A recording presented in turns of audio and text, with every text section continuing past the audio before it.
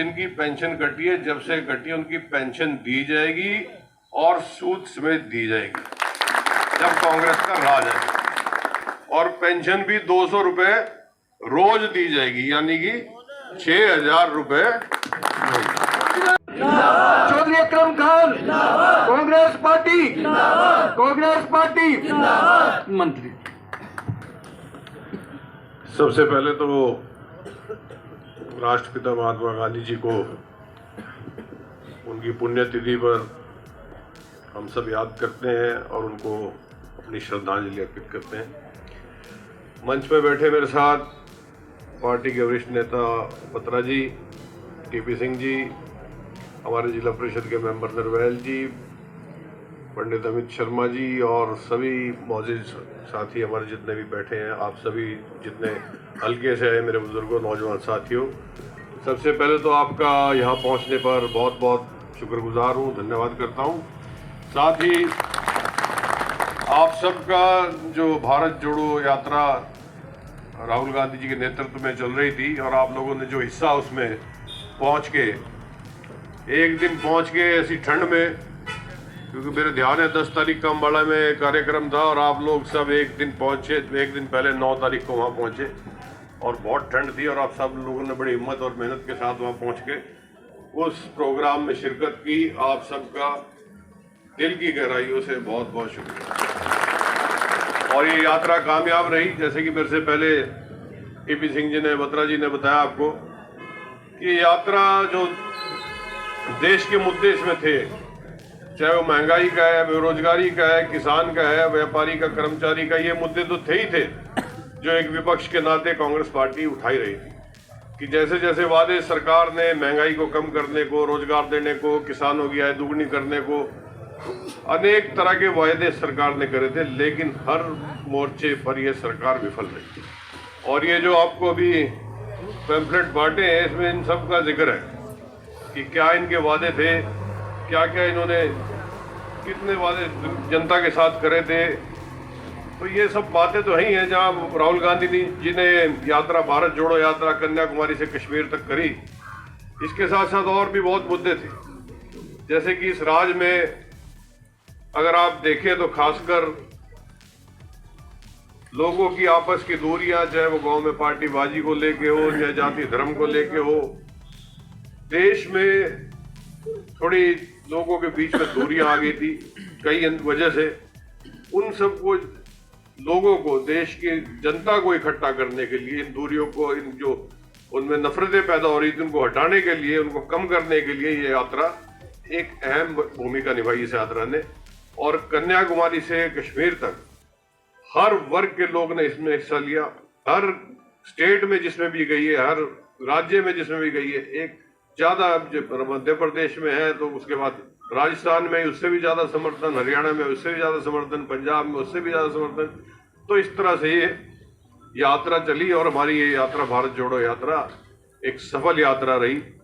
जैसे जाकिर ने जिक्र करा कि ये मेरे ख्याल से कई वर्षों में एक यात्रा निकाली गई, आगे भी उम्मीद नहीं है कि ऐसी कोई यात्रा, इतनी लंबी यात्रा हमने तो कभी अपने उसमें देखी नहीं। और इसके साथ साथ इस यात्रा को, जहां कल कश्मीर के अंदर श्रीनगर में आज 30 तारीख हो गई है, वहां संपन्न हुई, राष्ट्रीय ध्वज फहराया गया और आज से ही हम दूसरा हमारा कार्यक्रम शुरू होने जा रहा है, हाथ से हाथ जोड़ो, ताकि इलाके में जाएं, गाँव में जाएं। और ये जो आप लोगों को भी दिए गए हैं, टीमें बनाई जाएगी जो गांव-गांव जाए, घर घर जाए। हम बनाएंगे अपने, हमारे दरअसल ब्लॉक तो 2 हो गए, वैसे ब्लॉक तो 2 हो गए हैदराबाद और छजरौली, लेकिन अभी हमारा जो वैसे ब्लॉक एक छजरौली के नाम से चल रहा है, क्योंकि पुराना नया ब्लॉक अभी पार्टी के उसमें भी आया नहीं है। तो छजरौली, अभी हमारे प्रदेश अध्यक्ष अभी पिछली मीटिंग में उन्होंने अनाउंस करा कि जल्दी ब्लॉक अध्यक्ष बन जाएंगे। तो ब्लॉक अध्यक्ष की अध्यक्षता में एक हम कमेटी बनाएंगे जो आगे हर बूथ पे, हर गांव में जाके और इस बारे में लोगों को अवगत कराए कि सरकार ने महंगाई के बारे में क्या कहा था, रोजगार के बारे में क्या कहा था, पेंशन के बारे में क्या कहा था, बीपीएल के बारे में क्या कहा था, लोगों को मकान बनाने के बारे में क्या कहा था और क्या उन्होंने किया है। तो ये सब कांग्रेस पार्टी के जितने भी साथी हैं हमारे, आप सब लोग हैं, हमें जहां भी जिम्मेवारी लगेगी हम सब मिलके जाएंगे और इस बारे में हर गांव में हर वोटर को अवगत कराएंगे।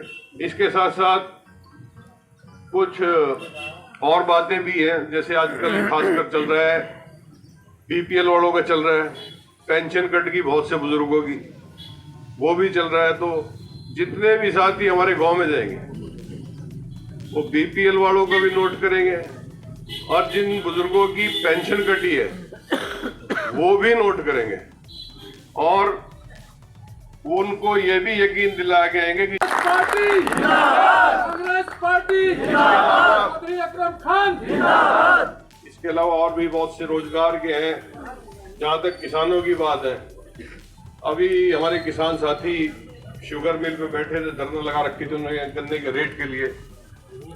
तो हमारी पार्टी तो उम्मीद कर रही थी कि पंजाब से ज्यादा दिया जाए। मेरे ख्याल पंजाब में 382 है शायद, हमारे यहाँ तो सिर्फ 10 रुपए बढ़ाया गया। वैसे तो अगर सही मायने में देखा जाए तो 400 से ऊपर की गन्ने का रेट होना चाहिए। और कांग्रेस पार्टी का जब पहले राज था उस दिन हमारे पूर्व मुख्यमंत्री हुड्डा साहब भी बता रहे थे कि उन्होंने 165% यानी कि 117 रुपए था जब गन्ने का रेट, जब कांग्रेस का राज आया, और 117 से उन्होंने 320 तक आए। 310 तो 165% वृद्धि जो हुई है गन्ने के रेट पे कांग्रेस के टाइम में हुई। और अब भी हम तो कहते हैं कि अगर कांग्रेस का राज आएगा, 400 तो आज की बात है, आगे देखो अगले साल में और बढ़ाएंगे तो उसको तो, क्योंकि इन्होंने तो कहा था कि किसान की आय दुगनी करेंगे। आय तो दुगनी हुई नहीं, लागत दुगनी कर दी इन्होंने। तो किसानों की बात हो, नौजवानों की बात हो, गरीब की बात हो, किसी भी वर्ग की बात हो, हर वर्ग के लिए कांग्रेस पार्टी, जैसे बुढ़ापा पेंशन की बात आई, इसके बारे में भी 6,000 रुपये महीना, अगर 2 बुजुर्ग हैं तो 12,000 रुपये महीना उनको पेंशन दी जाएगी। तो इस तरह के कई अन्य बात है जो हमारी जो आगे टीमें गांव में जाएंगी, इस बात में चर्चा करेंगे कि क्या होना है, कैसे सरकार हर मोर्चे पे विफल रही, कांग्रेस ने आपको क्या दिया। सबसे पहली बात तो यह है कि कांग्रेस के राज में सब इकट्ठे रहते थे, मिलजुल कर रहते थे, सबसे बड़े थे भाईचारा। अब हर गांव में आप लोग देखो पार्टी बाजी इन्होंने पैदा कर दी है, लड़ाई झगड़े और भय की एक राजनीति। लोग डर के, क्योंकि कोई इनके काम से डरता है कि मेरे काम में रुकावट न डाल दे, कोई किसी को झूठा मुकदमा न दर्ज करा दें। और जहां तक भ्रष्टाचार की बात है, इनसे ज्यादा भ्रष्ट तो कोई नहीं है भारतीय जनता पार्टी से ऊपर से नीचे लेके। आज ये दुनिया की सबसे अमीर पार्टी है, इतना पैसा इनके पास कहां से है, इनसे पूछे कोई। तो ये भी सारी बातें इसमें दी हुई हैं।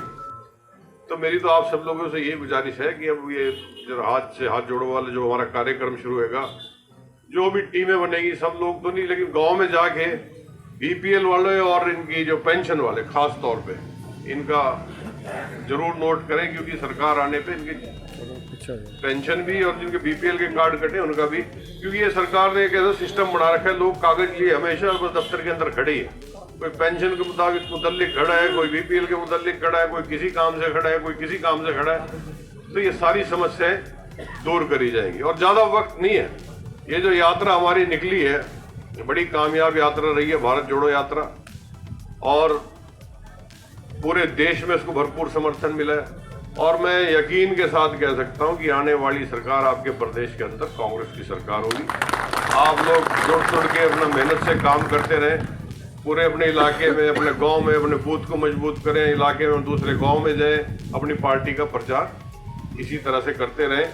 और मीटिंग का सिलसिला भी हम महीने माहवार अपनी रखते रहेंगे, महीने में चलती रहेंगी मीटिंगें, और गाँव के जो दौरे हैं वो भी चलते रहेंगे। तो मैं आप सबका बहुत बहुत शुक्रिया करता हूं। और आप सब लोग यहाँ पहुंचे हैं, चाय का इंतजाम है, चाय पानी सब लेके जाएं।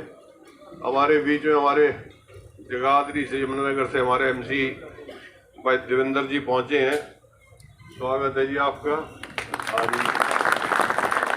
तो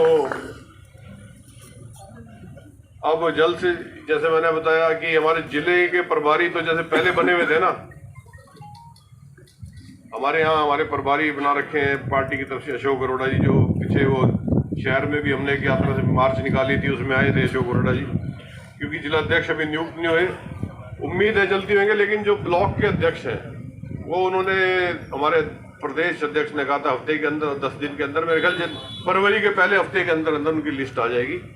और आगे उसी प्रकार से युवा की कुछ लिस्ट आई हमारी, उसी प्रकार से आगे अपना जो संगठन है उसके कुछ सदस्य बनेंगे और ये अपना हाथ जोड़ोगा इसका अपना कार्यक्रम हम शुरू करेंगे। तो आप सब आए, आप सबका बहुत बहुत शुक्रिया, धन्यवाद, जय हिंद।